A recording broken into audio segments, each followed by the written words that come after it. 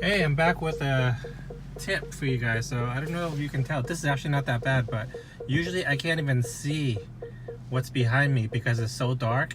And I think I can actually see it right now because my garage door is white and I'm pretty close to it, so the lights are flashing to it. But usually it's because if you have an Alpine White or bright colored BMW, this bar right here is so bright that the camera focuses on that and darkens out everything else on top, and you can't see what you're backing up into. So we're gonna do a little DIY hack by placing a little tape under the camera so that it covers more of this, and hopefully it'll pick up more of that around there. So this is what it looks like before, and we're gonna test to see if it works or not. So I've covered up the bottom half of the tape with tape, and you can see I don't see the white bumper anymore, and you can see it's a lot brighter around, you know, where the real stuff is, right? It's a lot brighter now.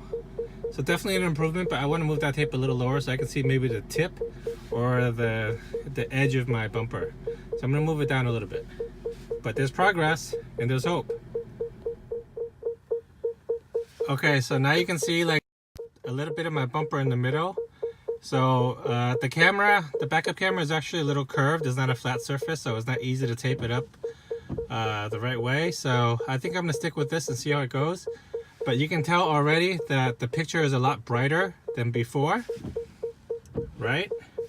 And right now I can still see the lip of my bumper, so I can see where I'm at, where my bumper is. So I think that's a really nice DIY hack. Hopefully it helps some of you guys out.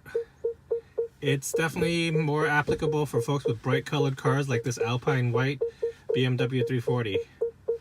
Alright, let me know what you think. If you have any questions or comments, please post it and I'll be sure to reply. I'll see you next time.